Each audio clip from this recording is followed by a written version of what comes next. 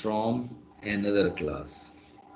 So whenever we talk about inheritance, it means that there should be a concept of a parent class as well as a child class. So a child class inherits properties, methods from a parent class. So in Python, normally we call parent class as a base class and child class as a derived class. So this is first. And let's see the code. For example, we create a class person,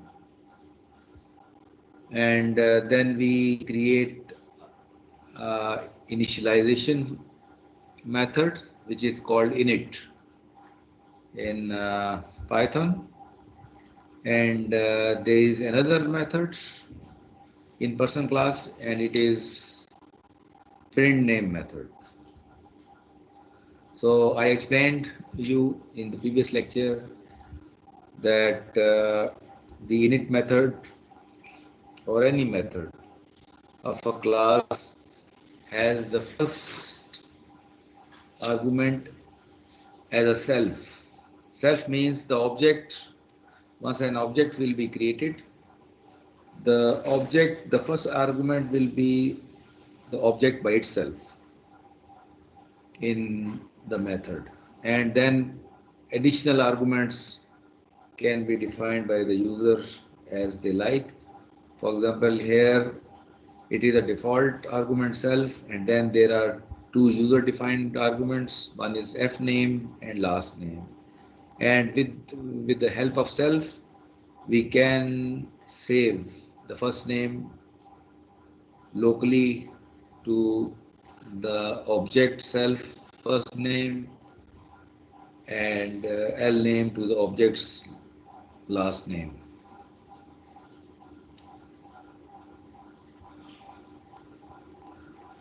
Okay, so similarly, it is another method. Print name self is passed by default. So whenever we call init function or we call print name method, we don't pass the self. Self is automatically passed. So for example, here you can see print name. So print name is this method, and its first argument is self, which is automatically passed. So once we are calling the print name, we are not passing the self argument. And as you can see, the person class, once we pass two arguments, then init method will be called just like a constructor of any class. So with the init method, self will be automatically passed, so it is not here. First name and last name are being passed with this person class. So whenever we will create object of a person class, init method will be called, and first name and last name will be saved in the person object of person class, and object of person class will be saved in X variable. And now X is object of person class, and once we will say X dot print name, then the print name method of person class will be called, and first name last name are already saved in the object. We can straight away call them self dot first name and self dot last name because these are already saved. So this is a bit a different way of handling objects in classes. Now let's have a look on a child class. So if we want to create object of a person class, then we have to do something like this. We have to pass the class as argument to the child class. So we are creating a student class and passing its parent class as an argument. So what will happen? That student class will become child of person class, which is so person will become a parent class of the student class. Any question? So it is a bit different than typical programming languages like C++, C++, C# or Java, etc. Any question? I hope समझ आ गया क्या syntax थोड़ा different है यहाँ पे.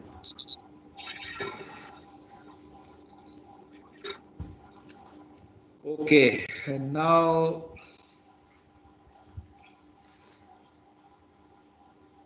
here you can see that it is a person class as I have mentioned you earlier, and this is a child class, and we are passing a person class as an argument. Now student class will also have its init method just like a person class, and within an init method, the body of the body of init method of a child class we have to call the init method of the person class. So what will happen once we will call and the syntax is super dot init f name last name. So what will happen? Whatever we are going to pass, for example, we are creating an instance of student class. Here we are creating a instance of child class, and we will pass Mike and Olson.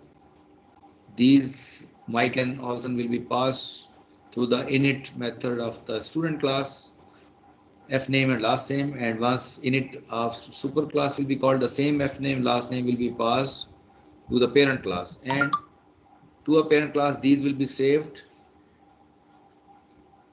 as the variables or fields of the parent class, but these will be available to the child class due to inheritance. So these will be available to the child class. So therefore, and this method will also become available to the child class.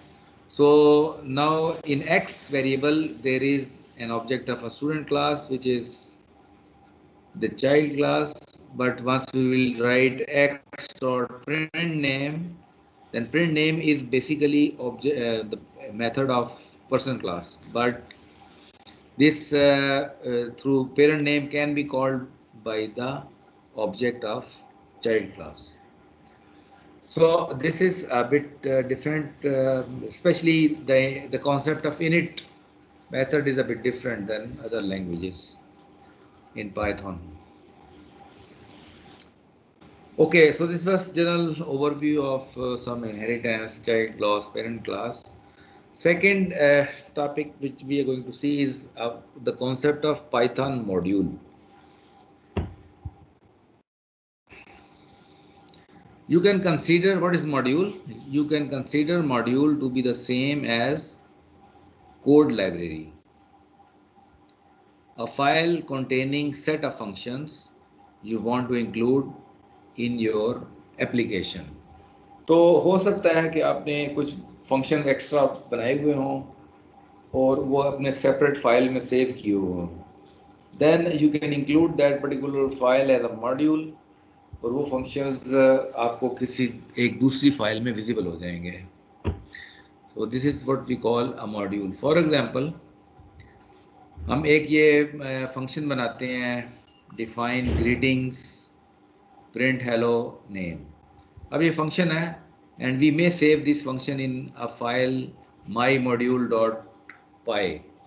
आपको पता है कि जो कोई भी जो Python files हैं उनका एक्सटेंशन यही होती है py, यही एक्सटेंशन होती है किसी भी पाइथन फाइल की. तो आप नॉर्मल पाइथन फाइल में सेव कर दें, जो भी नाम इसका रख दें आप. तो now it is a separate file. अब इस फाइल में हमने क्या करना है, अगर ये हमने इस फाइल का ये वाला मेथड अगर हमने विजिबल करवाना है, so we will import my module. The name of file is mymodule.py, so we will write here import my module.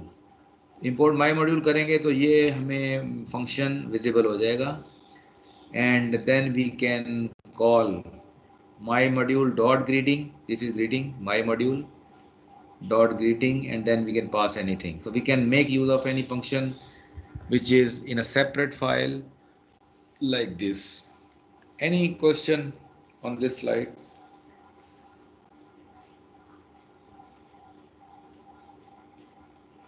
कोई confusion? No, sir.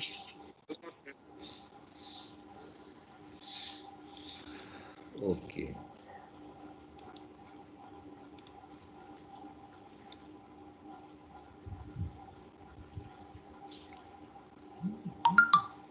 Naming a module, you can name the module file whatever you like, but it must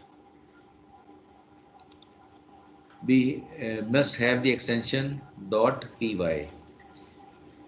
We can also rename a module, and you can create alias when you import a module by using as keyword. For example, अगर हमने इसको my module के नाम से use नहीं करना दूसरी file में, तो हम इसका alias नेम दे देंगे. फॉर एग्जाम्पल मैं कहता हूँ जी import my module as mx. तो अब ये now once I will use in the code, I will use it as mx. So I'll write mx dot person etc. So we can, while importing, we can give an alternate name to a module. So this is what is also possible. Another utility which is available in Python is called pip. Pip, what is pip? Pip is a package manager for Python packages or modules if you like. And what is a package? A package contains all the files you need for a module. And modules are Python code libraries you can include in your projects. तो पिप को कैसे use करते हैं? पहली बात तो है कि पिप इंस्टॉल्ड होना चाहिए आपका. You can navigate your command line to the location of Python script directory and type the following. हम टाइप क्या कर सकते हैं? pip version. आप वर्जन चेक कर सकते हैं. For example, let me give you a demo. For example, ये मैंने टर्मिनल खोला हुआ है, कमांड प्रॉम्प्ट खोली हुई है मैंने.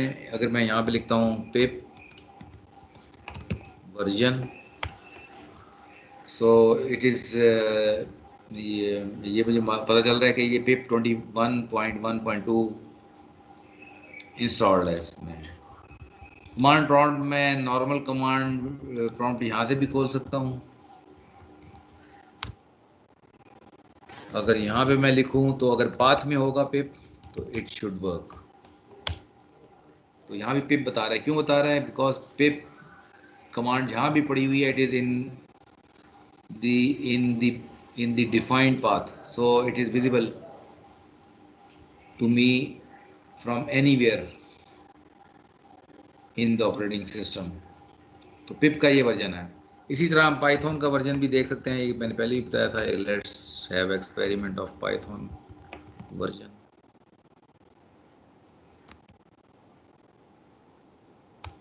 पाइथन का 3.9.4 वर्जन इंस्टॉल्ड है. So the same terminal can be opened within a Visual Studio. It is a terminal window view that can be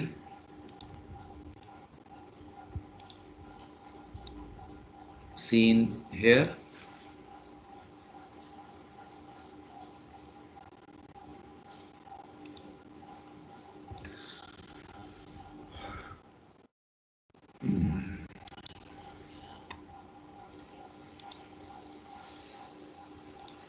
So the command that we can use is pip space -- version.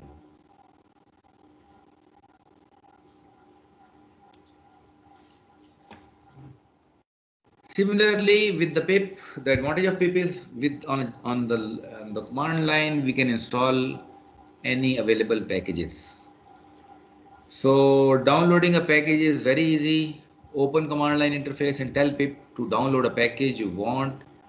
navigate your command line to the location of Python script directory and type the following. For example, एक module है camel case के नाम से, तो अगर मैं लिखता हूँ पिप इंस्टॉल कैमल केस, तो कैमल केस इंस्टॉल हो जाएगा।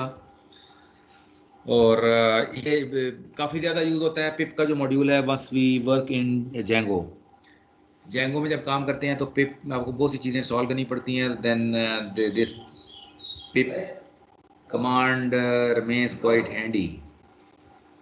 और इसी तरह ये जो पैकेजेस हैं, ये पैकेजेस हम देख भी सकते हैं। फॉर एग्जांपल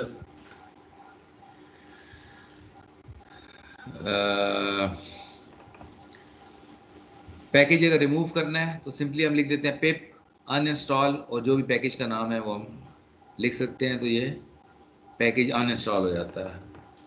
अब पैकेजेस इंस्टॉल कौन कौन से हैं, इसके लिए हम कमांड यूज़ करते हैं पिप डैश लिस्ट।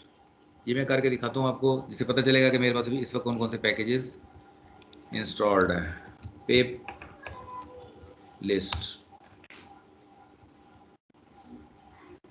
तो आपको नज़र आएगा कि इस वक्त जो मेरे मशीन है इस पर कौन कौन से पैकेजेस इंस्टॉल्ड हैं। इसमें से ये इम्पोर्टेंट एक ये कैमल केस के नाम से पैकेज इंस्टॉल है, मैंने इंस्टॉल किया हुआ है वाइल डूइंग सम एक्सपेरिमेंटेशन। फिर जेंगो इंस्टॉल्ड है 3.2.4। MySQL connector Python installed है to interact with MySQL. Then pip version 21.2 installed है। इसी तरह कुछ और पैकेजेस भी इंस्टॉल्ड हैं जो आपको नज़र आ रहे हैं यहाँ पे। सो सिंपली हम क्या लिख देते हैं पिप लिस्ट, तो ये सारे जो अवेलेबल पैकेजेस हमें पता चल जाता है। अगर मैंने अनइंस्टॉल करना है तो पिप अन इंस्टॉल। फॉर एग्जांपल मैं ये कैमल केस को अनइंस्टॉल करना चाहता हूँ, कैमल केस। तो अब मुझे पूछ रहा है कि found existing installation camel 0.2 uninstall would remove. ये दो फाइलें रिमूव करेगा। प्रोसीड, मैं कहता हूँ Y and press enter. So successfully uninstalled camel case. अब मैं अगर दोबारा लिस्टिंग करूँगा तो कैमल केस इसमें नहीं होना चाहिए। ठीक है जी, तो ये पिप बड़ी हैंडी यूटिलिटी है for Python developers.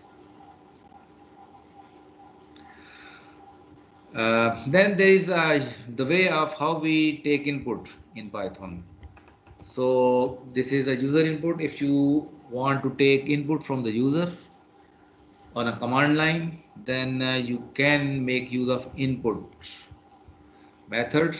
There are two methods.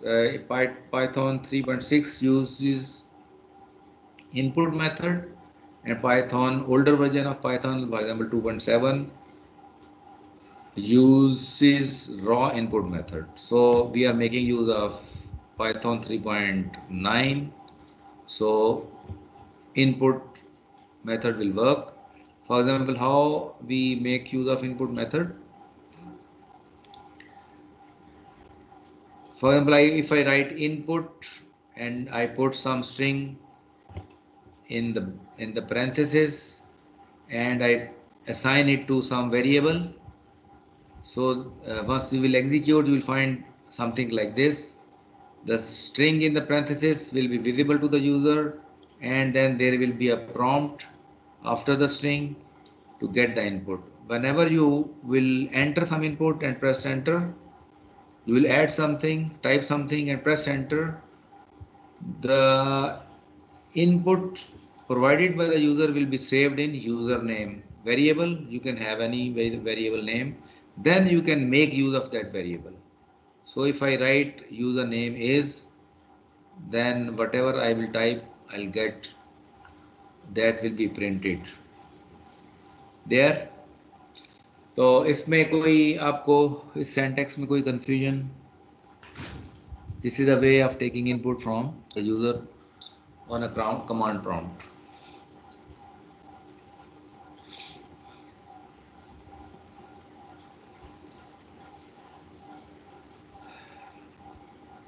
जी चलें आगे चलते हैं. सिंपल स्ट्रिंग फॉर्मेटिंग में बड़ी एक इसमें अच्छी फैसिलिटी है that I am going to show you. There is a format method for manipulating string.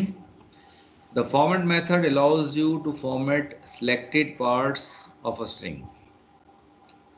Sometimes there are parts of text that you do not control. Maybe they come from a database or user input. To control such values, add placeholders with curly brackets in the text and run values through the format method. मतलब क्या है इसका मतलब ये है कि for example मैं एक 49 में एक वेरिएबल में सेव करता हूँ प्राइस वेरिएबल में and then I prepare a string और जहाँ पे मैंने वेरिएबल इंसर्ट करना है I put curly brackets there. Curly brackets मैंने वहाँ डाल देता हूँ जहाँ पे मैं इंसर्ट करना चाह रहा हूँ ये price variable. Then I during printing text the string will be saved in text. Then I will say write text dot format and I'll put the variable here. So what will happen that within a string this variable will be inserted in the curly brackets. ये यहाँ पे sir insert हो इसमें हम जाएगा. एक ही variable के साथ कर सकते हैं या नहीं मल्टीपल कर सकते हैं. आगे अगली स्लाइड पे एग्जांपल आ रही है. तो ये आ गया सिंपली दिस प्राइस इज $49. अब अगर हम ये चाहते हैं कि मल्टीपल वेरिएबल्स हमने यूज़ करने हैं देन हमने उस सीक्वेंस फिर हमने फॉलो करना है. फॉर एग्जांपल ये स्ट्रिंग तैयार कर रहा हूँ मैं. I want curly brackets piece of items number curly bracket for curly bracket 2f. ये 2f वाला कॉन्सेप्ट जैसे सी में होता है आप डेसिमल प्लेसेस वगैरह एडजस्ट कर सकते हैं एंड डॉलर्स. अब जब मैं ये माई ऑर्डर में स्ट्रिंग है डॉट फॉर्मेट तो मैं 3 आर्गूमेंट इससे पास करूँगा. क्वांटिटी यहाँ पे आ जाएगी पहले में, सेकंड आइटम नंबर आ जाएगी सेकंड में और थर्ड आ जाएगा थर्ड में. और ये वेरिएबल कहाँ से आ रहे हैं we may have initialised from initially initialise कर सकते हैं या डेटाबेस के टेबल से उठा सकते हैं और वो उनको हम यूज़ कर सकते हैं. So this is how we can prepare a string by using variables. तो ये देखें इस तरीके से स्ट्रिंग आ जाएगी. I hope it is clear. Sir ये जो क्या दोबारा बोलें. सर ये कॉलन डॉट टू एफ लिखा हुआ है तो कॉलन क्या फॉर्मेट का पार्ट हाँ है. ये अब ये देखें ना इसको उसने डबल डेसिमल डाले हैं यहाँ पे. ये ठीक है देखा सर डबल ये डेसिमल. ये उसको फ्लोट में कन्वर्ट किया है इसने. ये देखें यहाँ पे इंटीजर है प्राइस 49 है लेकिन इसने कन्वर्ट कर दिया फ्लोट में 49.0. ठीक है बाकी इसको डिटेल में देखा जा सकता है क्योंकि सिंटैक्स में है तो जस्ट आइडिया देने की कोशिश कर रहा हूँ आपको कि क्या क्या फीचर्स हैं. बाकी तो if you want to make use आपको आइडिया होना चाहिए कि हाँ जी इस तरह कुछ काम हो सकता है. देन नेट पे सब कुछ अवेलेबल होता है you can make use of it और फर्दर डिटेल्स देख सकते हैं. Then we can also there is another way.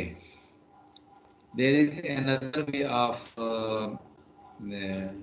making use of it, that is we can provide index numbers. You can also use index numbers, a number inside curly brackets like this. Curly bracket में 0 डाल दिया मैंने. To be sure values are placed in the correct placeholder. तो अगर हम ये 0 हो जाएगा ये 1 हो जाएगा 2 हो जाएगा तो ये क्वांटिटी इधर चला जाएगा आइटम नंबर इधर चला जाएगा प्राइस इधर चला जाएगा. तो यहाँ पे देखिए कॉलम से पहले ये 2 लगाया है. ठीक है ये कॉलम से पहले 2 लगाया है यहाँ पे index number left side index number के लिए मखसूस की गई है. Okay, then there is another way, yet another way of specifying values, and that is by entering some name. You can also use named indexes. तो ये named index कहते हैं वैसे. By entering name inside the curly bracket, for example, like this car name. But then you must use names when you pass the parameter like this car name is equal to Ford. तो इसमें देखिए format में हमने क्या लिखा है, car name is equal to Ford. तो string में ये यहाँ फोर्ड यहाँ पे आ जाएगा. Model is equal to Mustang, तो मस्टंग यहाँ पे आ जाएगा. सो ये it will become I have a Ford, it is a Mustang. ठीक है जी. तो ये एक ये तरीका, चौथा तरीका है ये string manipulation.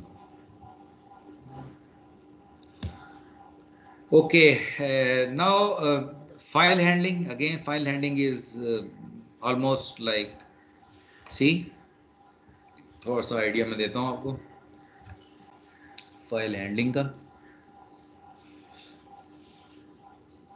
The key function for working with files is Python open function. Open करेंगे तो फाइल ओपन हो जाएगी. Open function takes two parameters, file name and mode, and there are 4 different modes for opening a file. Modes कौन कौन से हैं? RAWX. R means for read only mode. It is a default value. अगर आप R नहीं लगाते तो R by default होगा. It opens a file for reading and it will give an error if file does not exist. दूसरा mode है A, which is append. It opens file for appending. Appending means कि जो कुछ भी file में पड़ा हुआ है उससे आगे आप इंसर्ट करेंगे, तो जो प्रीवियस कंटेंट है फाइल के वो भी मेंटेन रहेंगे और जो भी चीज़ आप नई ऐड करेंगे that will be further appended to the original content of the file. It creates a file if does not exist. तो फाइल अगर नहीं होगी तो फाइल पहले क्रिएट कर देगा, फिर साथ ही इंसर्ट कर देगा content. Then third mode is W. W stands for write, and it opens a file for writing and creates a file if it does not exist. So file अगर exist नहीं करती तो ये create कर देगा उस जगह पे. Then there is X. X means create.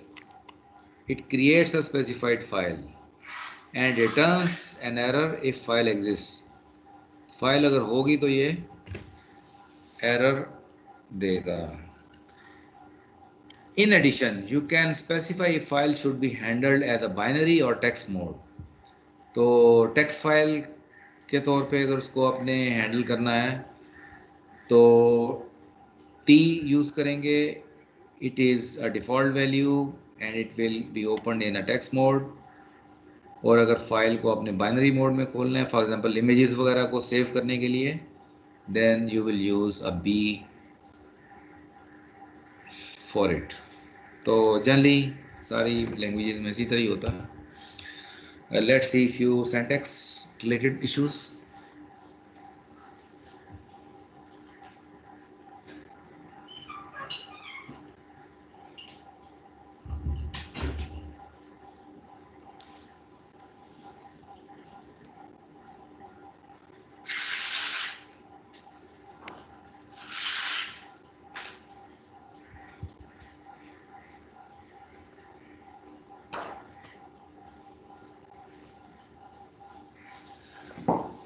Okay, so to open a file for reading, it is enough to specify the name of the file.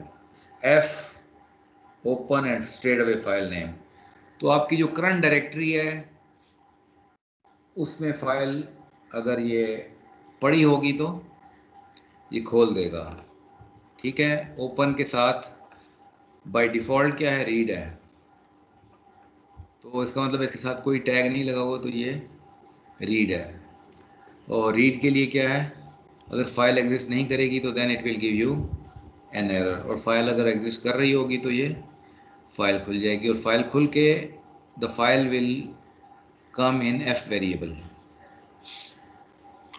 और the code above is same as demo file rt, क्योंकि r और t both are default, तो अगर हम ये rt लगाएं या ना लगाएं, it will means the same, it means the same. ये it will be a text file, it will open a text file and it will be a read only file. R is for read and T is for text. These are default values, so you do not need to specify them.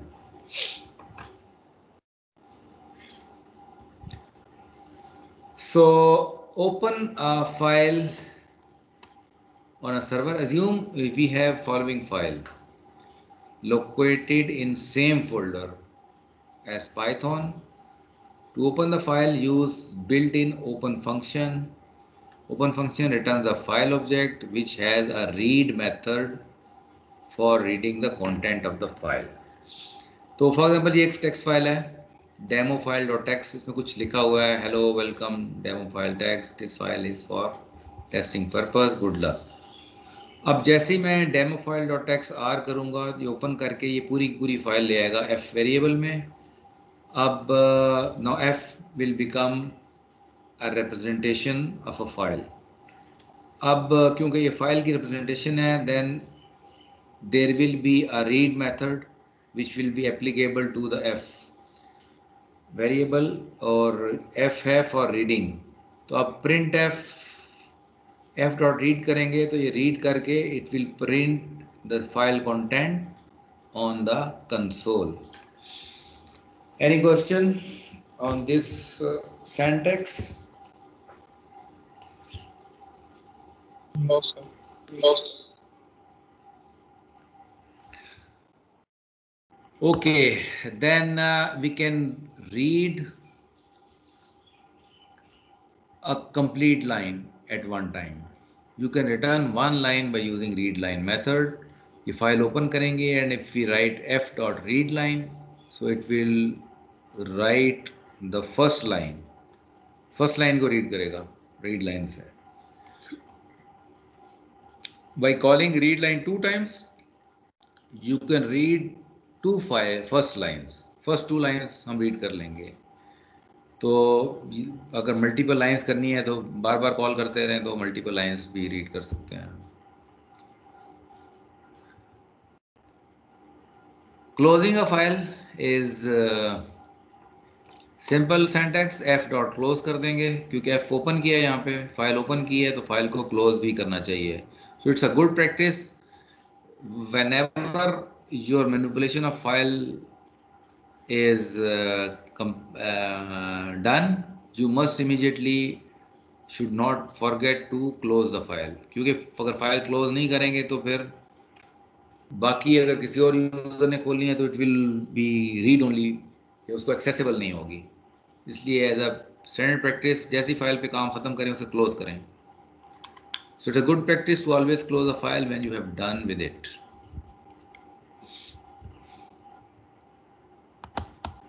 Okay, then to write to an existing file, you must add a parameter to open function. For example, A for append, W for write. It will append to the end of the file, and write will overwrite an existing content. तो A और W में ये फर्क है कि पुराना content A में रहेगा, उससे आगे डेटा append होगा, जबकि W में overwrite हो जाएगा.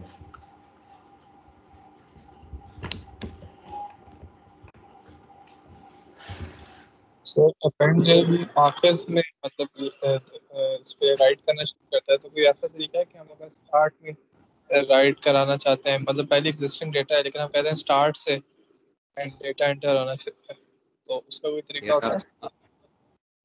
आप लोग याद ही नहीं कराते, रिकॉर्डिंग ही ऑन हुई हुई है.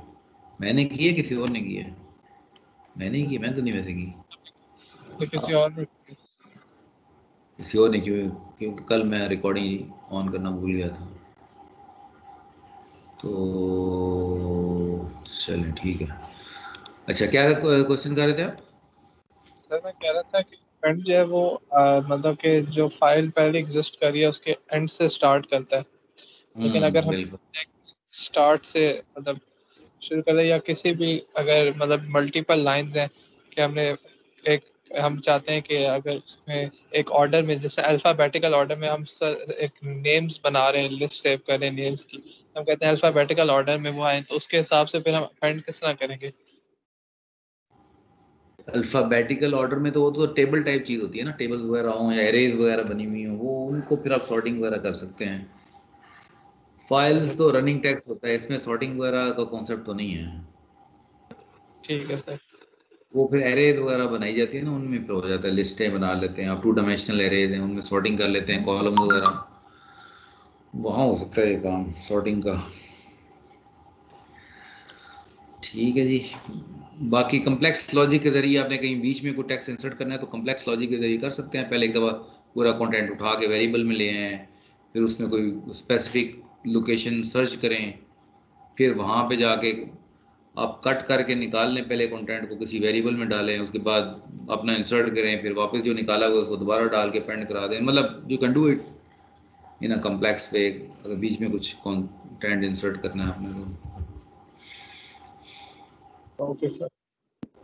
ओके, सो नेक्स्ट काम माई एसक्यूएल। हमने पीएचपी और माई एसक्यूएल की इंटीग्रेशन देखी थी, कुछ डेमोज वगैरह दिए थे आपको मैंने, कैसे पीएचपी माई एसक्यूएल के साथ काम करती है। So today will see how Python works with my SQL. Python can be used in database applications, and one of the most popular database is MySQL. First of all, you are required to install MySQL driver to access MySQL database. In this tutorial, we will use the driver MySQL connector, and we recommend that you use pip to install MySQL connector. Pip is most likely already installed in your Python environment. Navigate your command line to the location of pip and type the following. अब क्या आप type करेंगे? हम लिखेंगे Python -m pip install mysql connector python। तो ये पूरी एक स्टेटमेंट है, ये स्टेटमेंट आप लिखेंगे तो ये MySQL कनेक्टर को इंस्टॉल कर देगा। तो जैसे मैंने आपको पहले दिखाया था कि इसी तरह मैंने MySQL कनेक्टर ये इंस्टॉल कर लिए। ये MySQL कनेक्टर मैंने इंस्टॉल कर लिया 8.0.25। अच्छा, इसके बाद you can start by creating the connection of a database. Use the user name password from your MySQL database. अच्छा, जैसे मैंने आपको बताया था PHP के डेमो में भी कि इसका जब एडमिन कंसोल खोलते हैं हम तो हमें क्या पता चलता है कि admin local host.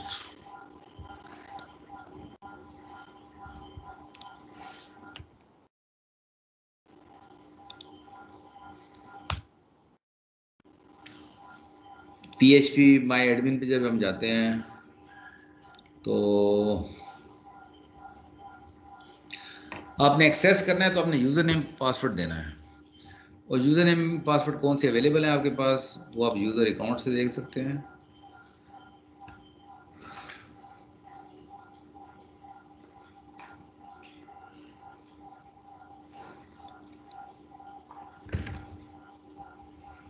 So here I gave you demo in PHP by using the username root, क्योंकि local host name, local host पे root user name with no password is available which has all the privilege. ये समझ लिया आपका power user है, और आप ये यूज़ करके सारी एक्सपेरिमेंटेशन अपनी कर सकते हैं।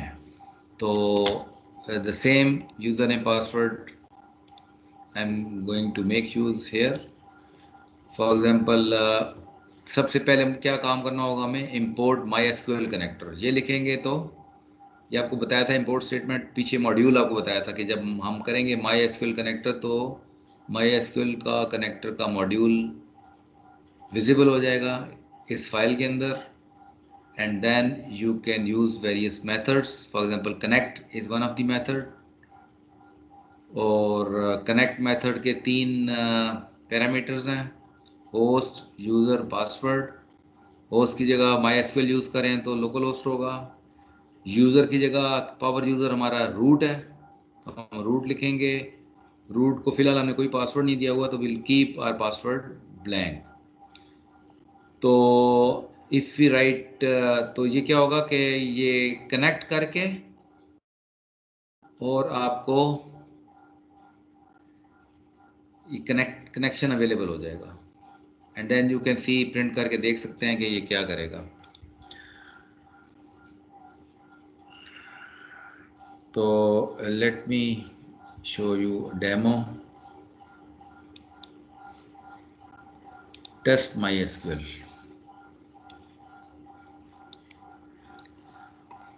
तो सबसे पहले मैंने ये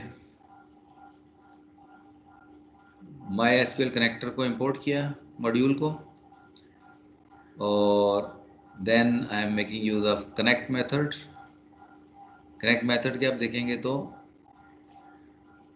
आर्गुमेंट्स और कीवर्ड आर्गुमेंट्स, ये 2 चीज़ें इनपुट हैं, ये हम, और तीसरा ये पासवर्ड। तो host local host, user root, password null, blank. तो होगा क्या कि ये जैसे ही कनेक्ट होगा MyDB में कनेक्शन आ जाएगा and one can print it here. तो फॉर एग्जांपल मैं इसको कमेंट में डालता हूँ, फॉर एग्जांपल विद कंट्रोल्स/, ये मैंने कमेंट में डाला, इसको सेव किया, let's try what it does, run code. तो आप ये देखेंगे प्रिंट MyDB से क्या लिखा हुआ आ रहा है, MySQL.connector.connection.MySQL connection object at this location, ये लिखा हुआ आ रहा है इसे प्रिंट MyDB। इसका मतलब है कि कनेक्शन हमारा MySQL के साथ स्टेब्लिश हो गया है। अब for example I want to see what all databases are there in MySQL। तो मैं क्या कर सकता हूँ, मैं ये 3 नीचे जो कोड है इसको मैं एग्जीक्यूट कर सकता हूँ। सबसे पहले ये है कि इसमें कर्सर का कॉन्सेप्ट है। तो जब डेटाबेस कनेक्शन बन गया तो उस डेटाबेस के कनेक्शन के साथ एक मेथड है कर्सर।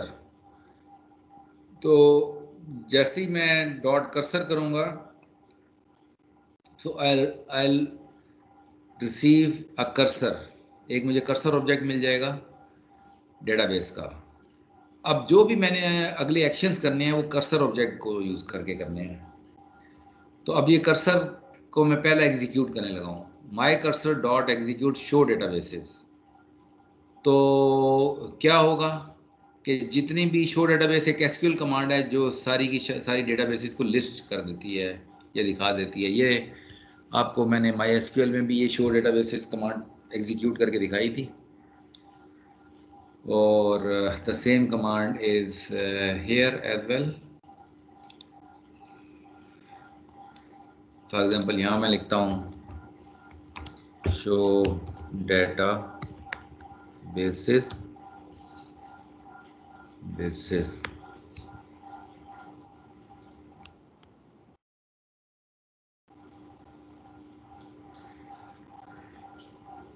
तो ये डेटाबेसेस जो अवेलेबल हैं इसके अंदर सारी लिस्ट डाउन हो गई हैं।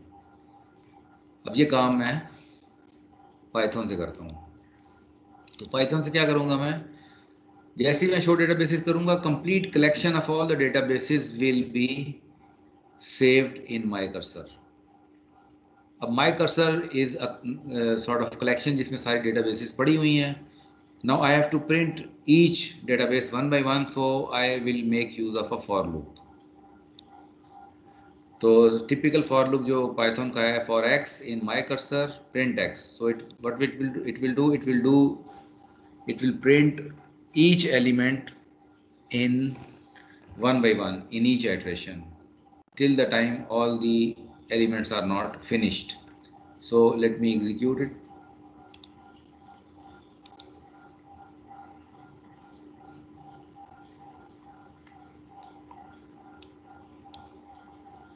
ये देखें एग्जीक्यूट किया मैंने, तो ये उसे बता दिया कि कौन कौन सी डेटाबेसेस पड़ी हुई हैं. Classical models, employees, information schema, my database, Mongo, my DB, my SQL, performance, PHP, my admin, तो सारी डेटाबेसेस शो हो गई हैं. सो फॉर शोइंग डेटाबेसेस, तो इसमें जो जो नया कॉन्सेप्ट है वो है कर्सर का पीएचपी पाइथन में, कि आपको एक पहले कर्सर का ऑब्जेक्ट क्रिएट करना पड़ता है, और उसके लिए ये कीवर्ड है cursor.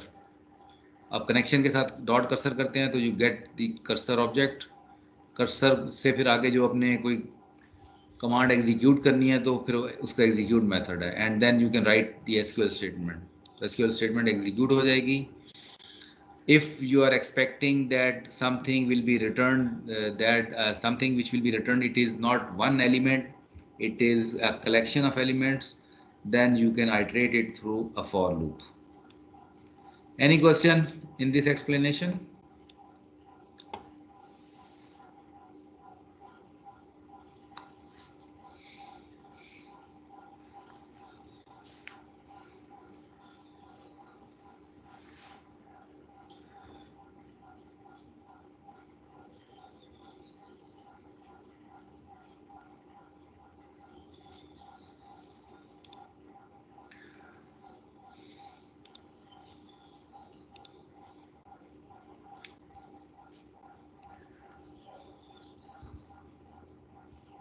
Okay, similarly, we can also create a database, and the difference we'll find is here. ये statement सारी वही हैं.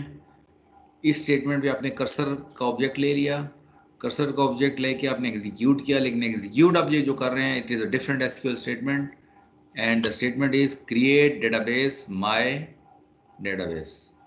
तो इससे क्या होगा कि एक डेटाबेस क्रिएट हो जाएगी. तो अगर मैं देखूं यहाँ पे माय डेटाबेस के नाम से कुछ क्रिएट किया हुआ मैंने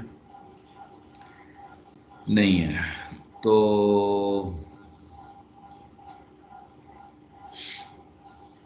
नहीं सॉरी, यहाँ देखना है मैंने डेटाबेस, तो यहाँ पे this is SQL view.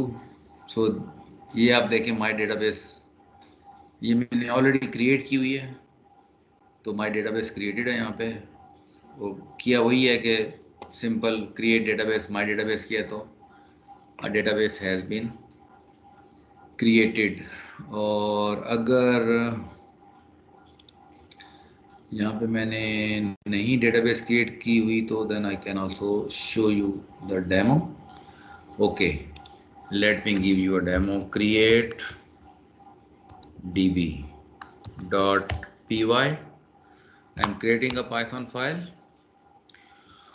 or let me go to the code, create database,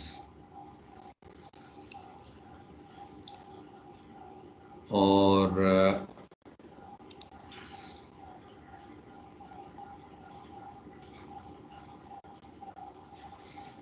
ये कोड मैं उठाता हूँ.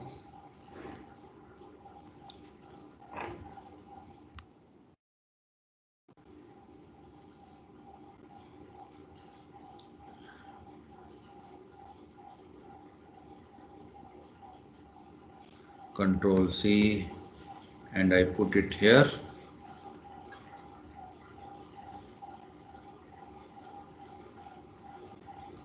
लेकिन अब क्योंकि डेटाबेस ऑलरेडी क्रिएटेड है तो पहले मुझे इसको डिलीट कर लूँगा. पहले इसको माय डेटाबेस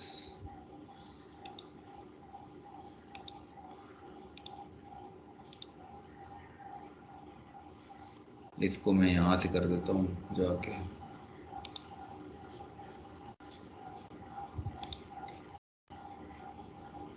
माय डेटाबेस,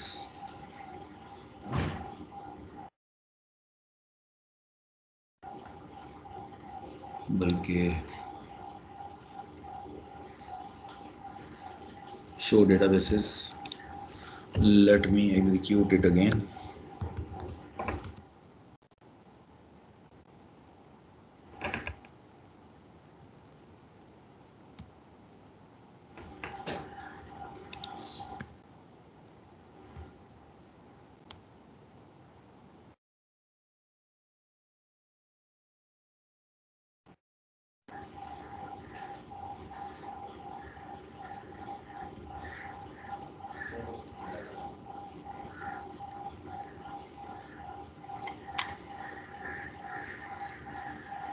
अच्छा, यहाँ से नहीं होगा,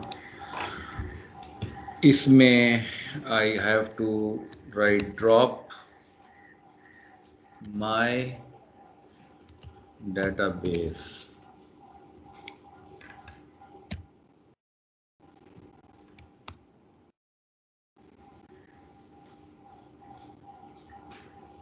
error, you check the manual.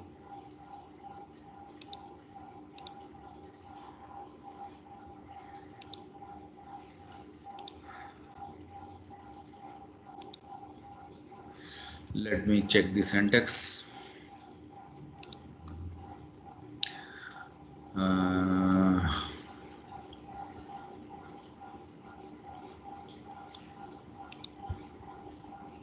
Database drop करने का सिंटेक्स देख लेते हैं। Create database and database exist. चलें ये वाला कोड हम यूज़ कर लेते हैं। क्या करेगा यहाँ पे? नहीं, ये नहीं। और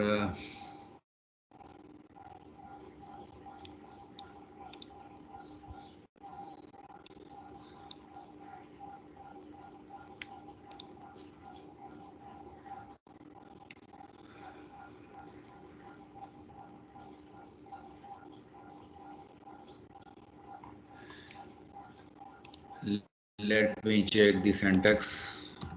Drop database MySQL.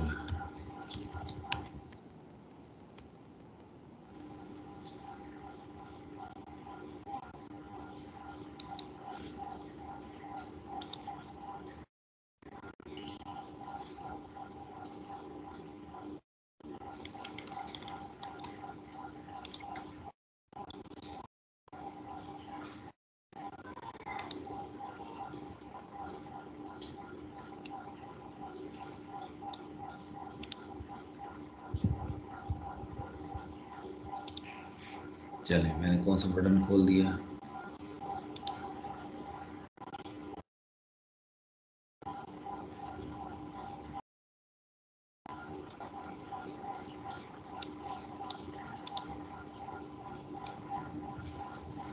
हाँ, मेरा ख्याल है मैंने डेटाबेस का कीवर्ड भी यूज़ करना था।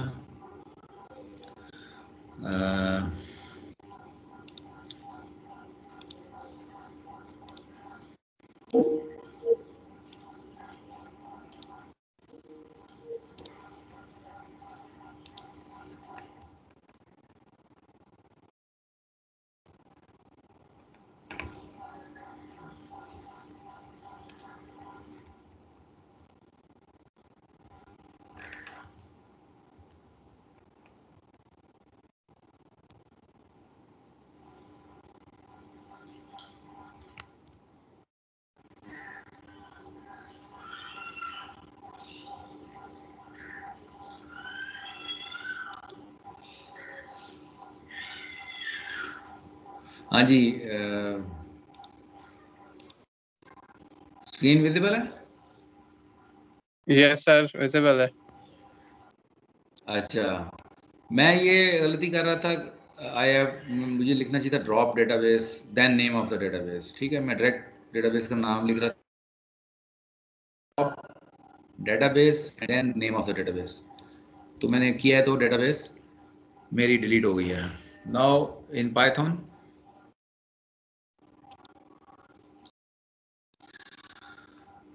आई कैन कौन सी फाइल में क्रिएट डेटाबेस। अब my database here it should create. पहले मुझे लोकल होस्ट है, यूज़र मेरा जो होगा वो क्या होगा, user and password blank. My cursor, cursor लेंगे, कर्सर लेके एग्जीक्यूट करेंगे create database my database. So let me run it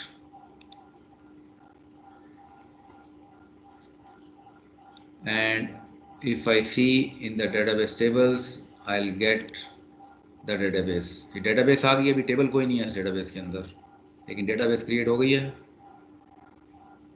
You can see it from here as well। मैं refresh करता हूँ इसको।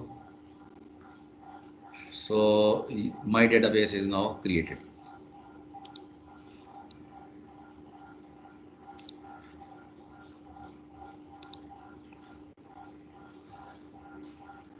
इसके बाद शो डेटाबेसेस ऑलरेडी मैंने आपको डेमोस्ट्रेट कर दिया है।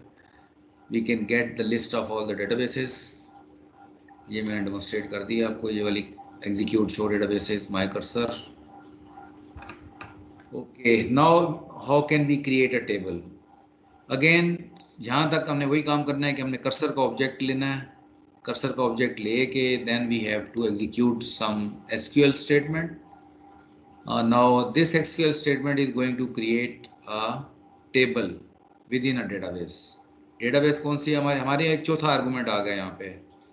हम यहाँ पे database भी डाल रहे हैं कि कौन सी database में टेबल क्रिएट करना है। So it will select, connect करेगा MySQL के साथ और database टेबल ही सेलेक्ट कर लेगा जो भी database डालेंगे। और then it will we are going to create a table customer and table customer and its first column will be name, its data type will be varchar, its width will be 255 characters, and second column will be address, and again its data type will be varchar with 255 character length।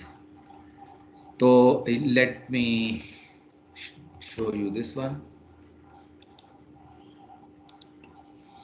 Database create कर लिया हमने। इसके बाद हम create table, तो create table का ये वाला कोड है। डेटाबेस भी हमने यहाँ पे डाल दी है जिस डेटाबेस में टेबल क्रिएट करना है। We are fetching a cursor, cursor के बाद हम एग्जीक्यूट कर रहे हैं क्रिएट टेबल कस्टमर।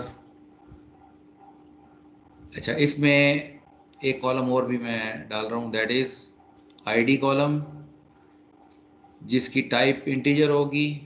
ये ऑटो इंक्रीमेंट होगा। अगर आपने एक्सेस वगैरह में काम किया तो आपको पता है कि ऑटो इंक्रीमेंट फील्ड उसमें डाल सकते हैं हम। वही कॉन्सेप्ट है यहाँ पर। डिक्लेयर्ड एज अ प्राइमरी की। तो प्राइमरी की जो खसूसियत होती है वही होती है कि ये प्राइमरी की का जो नंबर है वो डुप्लीकेट नहीं हो सकता। प्राइमरी की का नंबर फॉर एग्जांपल 1, अगर ये में आईडी चल रही है 1 2 3 4, तो 1 के बाद दोबारा 1 नहीं ला सकता आ सकता, that will be error. Primary key is unique in a table. Then there is name and then there is address। So let me create this table। I'll just execute।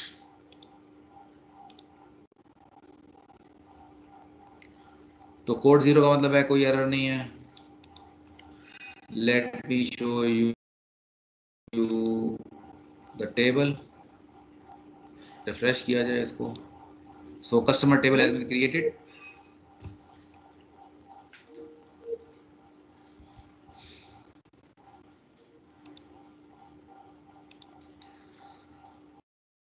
Ji visible है screen? मेरी तरफ से disconnection हुआ था। Visible है?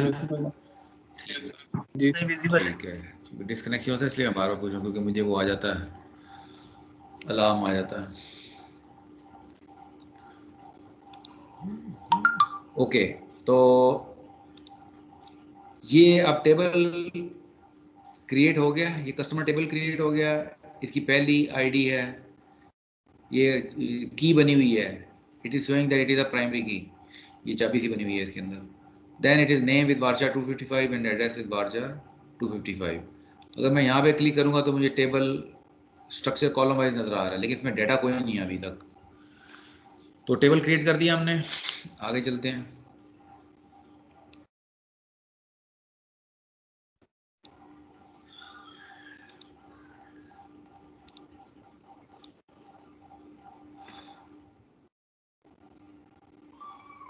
Check if table exist, तो इसके लिए आप जैसे शो डेटाबेसेस था, यहाँ पे शो टेबल्स है।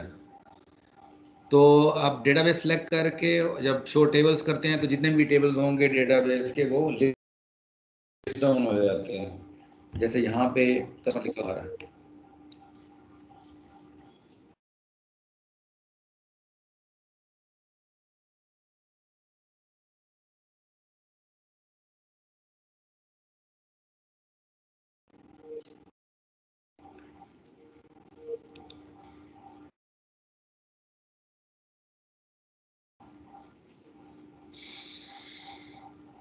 जी विजिबल हो गई है स्क्रीन? डिस्कनेक्शन आया था, मुझे इंडिकेशन आई थी, डिस्कनेक्शन की इंडिकेशन आई थी, so I stopped, I am again restarting. So similarly, as we can show databases, we can also show the tables of any particular database. अगर हमने database select की हुई है तो show table से हम जितने भी tables होंगे वो आ जाएंगे कर्सर में, and we can print those tables. अभी तक एक ही टेबल हमने बनाया है तो वो कस्टमर्स के नाम से टेबल हमें लिस्ट डाउन हो जाएगा। अब डेटा इंसर्ट करने का सिंटैक्स देखें। To fill the table in MySQL use insert into command, ये SQL कमांड है। और इंसर्ट इनटू में insert into customers, customer table का नाम है। इंसर्ट इनटू कस्टमर, अब ब्रैकेट में आ रहा है हम कॉलम के नाम, name column and address column. अब इन कॉलम में डालना क्या हमने, वैल्यूज़, और ये एक प्लेस होल्डर डाल दिया हमने, परसेंट मीन्स कि जी स्ट्रिंग है, कोई वैल्यू स्ट्रिंग की फॉर्म में डालनी है हमने इसके अंदर। और फिर दूसरी स्टेटमेंट है वैल्यू, VAL वेरिएबल क्रिएट कर रहे हैं और इसमें हम वेरिएबल में डाल रहे हैं जॉन और हाईवे। अब एग्जीक्यूट, उसके बाद फिर वही एग्जीक्यूट स्टेटमेंट आ रही है माई कर्सर डॉट एग्जीक्यूट। तो पहला आर्गूमेंट इसका SQL है और दूसरा आर्गूमेंट है जो वैल्यूज़ हमने इंसर्ट करनी है। जो वैल्यूज़ इंसर्ट करनी है तो इसका फ़ायदा ये होता है कि आपने एक दफ़ा SQL तैयार करके रख लें और विद सम प्लेस होल्डर्स, और आप जब भी वैल्यूज़ डालनी है आप सिंपली वैल्यू अपनी बिल्ड करें और वो वैल्यू पास कर दें। SQL आप एक दफ़ा बना के रख लेते हैं, सेपरेट जब हम कर लेते हैं SQL को और वैल्यू को। So this how we execute and इसमें हम एग्जीक्यूट करेंगे तो ये एग्जीक्यूट हो जाएगा। उसके बाद mydb.commit एक कीवर्ड हम यूज़ करेंगे तो फिर वो रिकॉर्ड इंसर्ट होगा। Let me give you the demo.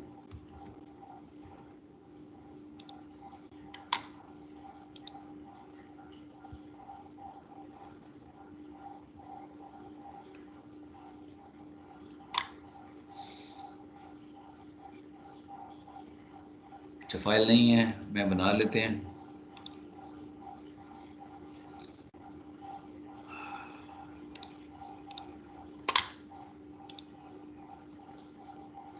Insert, और ये कोड है, ये code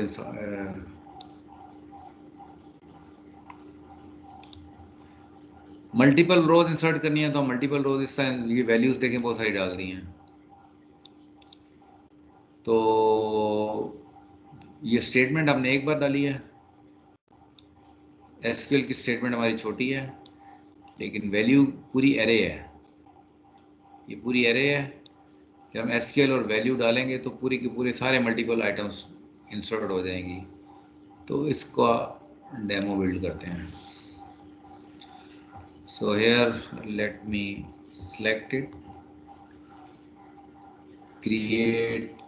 let me create a file, insert multiple rows.py, and I put it here. Localhost, user root, password blank, database my database। तो पहले cursor का object बनाएगा, उसके बाद इंसर्ट टू की हम एसक्यूएल स्टेटमेंट तैयार करेंगे, फिर हम वैल्यूज़ की सेपरेट एरे बनाएंगे और फिर हम एग्जीक्यूट कर देंगे। And here it is execute many instead of execute, it is execute many. और उसके बाद एंड पे हम कमिट लिखेंगे और then we will print something. तो let me execute it. code 0, let me see। So here you can see many rows have been inserted in the table customer।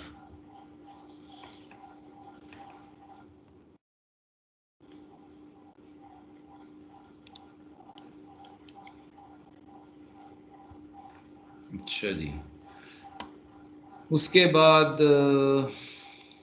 आगे चलते हैं थोड़ा सा और। मल्टीपल डेटा एग्जीक्यूट मैनी का demo दे दिया मैंने आपको। Okay, similarly there are various other SQL operations which you will find various demonstration in this demo। You will see how to use select statement with select static, इसका मैंने आपको demo दिया था PHP के लिए। वेयर क्लास से हम horizontal filtering करते हैं, ऑर्डर बाय से हम सॉर्टिंग करते हैं, डिलीट से हम डिलीट कर सकते हैं, कोई स्पेसिफिक रोज डिलीट करनी है हमने, टेबल ड्रॉप करने हैं तो ड्रॉप टेबल का सिंटैक्स है। अगर डेटा को हमने चेंज करना है then we make use of update command.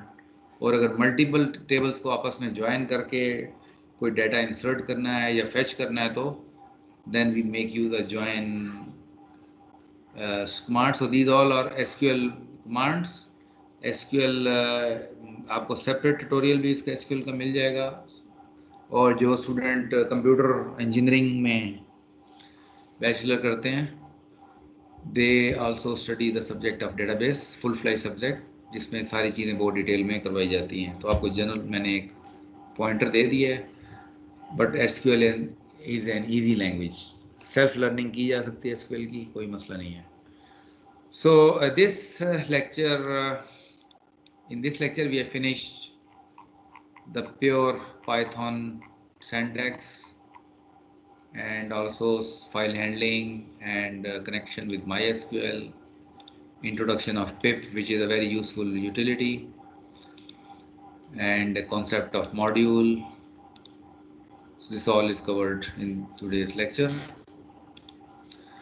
तो आज मैंने क्विज लेना था, लेकिन आपके एक स्टूडेंट ने कहा कि मैंने जाना है वैक्सीनेशन करवाने, हॉस्टल से हमें ज़बरदस्ती लेके जा रहे हैं, तो फिर क्विज कल हो जाएगा, कल ले लेंगे क्विज।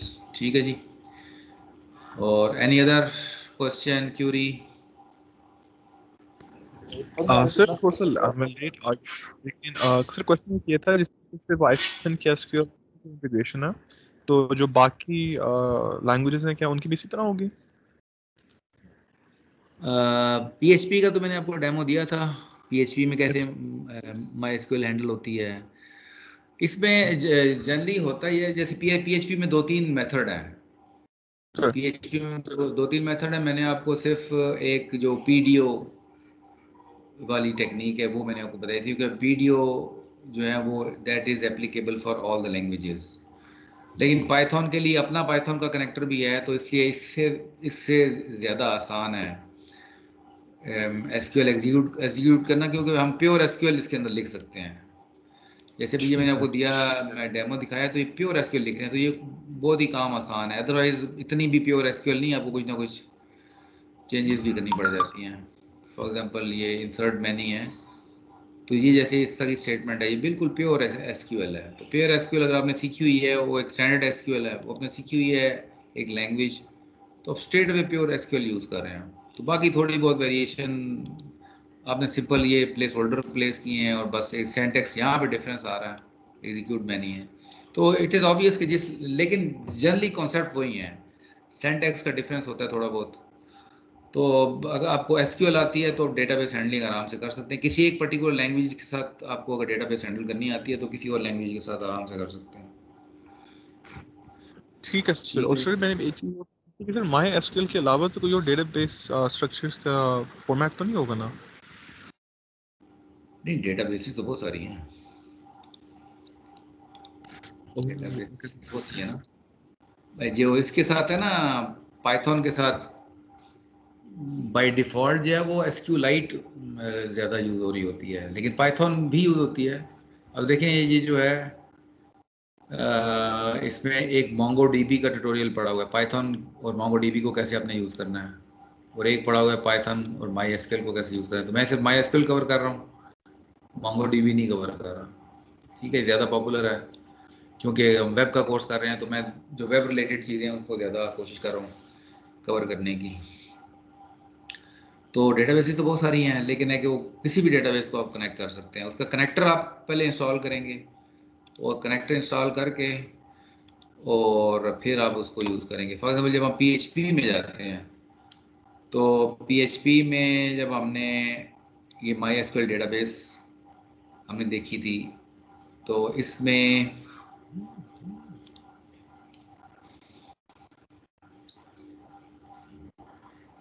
जो कनेक्ट करने का प्रोसीजर है, देयर आर 3 मेथड्स, 3 तरह के कनेक्टर होते हैं इसके अंदर। खोल लिया है। एक ये है माई एसक्यूएल आई एक्सटेंशन, और एक ये पीडीओ है, पीएचपी डेटाबेस ऑब्जेक्ट। मैंने आपको जो एग्जांपल दिखाई है वो पीडीओ वाली दिखाई है। क्यों दिखाई है? पीडीओ का क्या फ़ायदा है? Should I use MySQL I और PDO? PDO will work on 12 different databases, whereas MySQLi will only work for MySQL databases। तो पीडीओ इसलिए कराई है कि आप किसी भी डेटाबेस, किसी पीडीओ का सिंटैक्स पता होगा तो किसी डेटाबेस के साथ भी कनेक्ट कर सकते हैं। तो आपने अभी तो मैंने ये MySQL कनेक्टर यूज़ किया ना, आप पीडीओ के ज़रिए भी उसको मैनिपुलेट कर सकते हैं, माई पाइथन और MySQL को कनेक्ट कर सकते हैं। नहीं सॉरी, पीडीओ नहीं यूज़ करेंगे, पीडीओ पीडीओ आपने पीएचपी के लिए यूज़ करेंगे, लेकिन है कि डेटाबेस पीछे चेंज कर सकते हैं आप। यानी आप ओरेकल यूज़ कर लें, एसक्यूएल सर्वर यूज़ कर लें। अगर पीडीओ यूज़ करेंगे तो कोई भी डेटाबेस लेटर ऑन अगर आपको चेंज भी करनी पड़ती है तो आप चेंज कर सकते हैं। लेकिन PDO is specific to PHP, but any database can be use with PDO. तो मैंने आपको इसलिए पीडीओ ज़्यादा जेनेरिक है, वो मैंने आपको उसका आइडिया दिया था। Any other question? सर हमारा कितना कोर्स रह गया? Excuse me sir. बस आपकी 2 क्लासेस, एक क्लास कल और एक नेक्स्ट वीक में। सर हमारा एग्जाम किस तरह का आएगा? एग्जाम में आप किस बताएं तरह का होगा? किस तरह एग्जाम लूँ।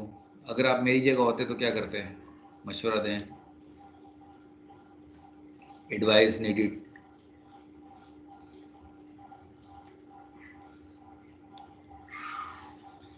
किस तरह एग्जाम लूँ,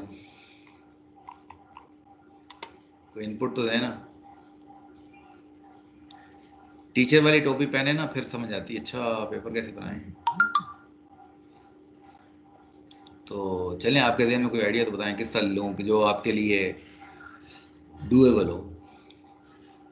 कोई आपका ओपन बुक कर दूँ सर इस क्या? तरह आप ज्यादा क्विज ऑब्जेक्टिव लेते हैं टाइप कर उसको दूं, कर दें। ये हो सकता है। कोई ओपन बुक होगा तो सेंटेक्स वगैरह आप कोई लाए होंगे नोट्स वगैरह, तो वहां से कंसल्ट कर सकते हैं।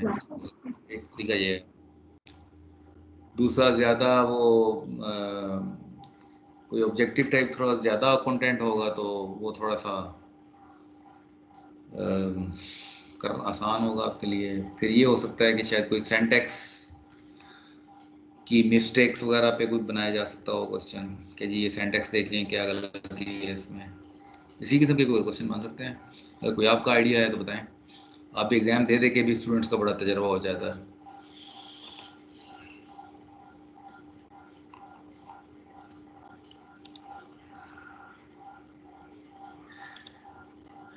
कोई इनपुट नहीं, बड़े अफसोस की बात है। सर कोई जिस तरह की क्विज आप लेते हैं उस तरह का। जी क्या कह रहे हैं? सर जिस तरह की क्विज होते हैं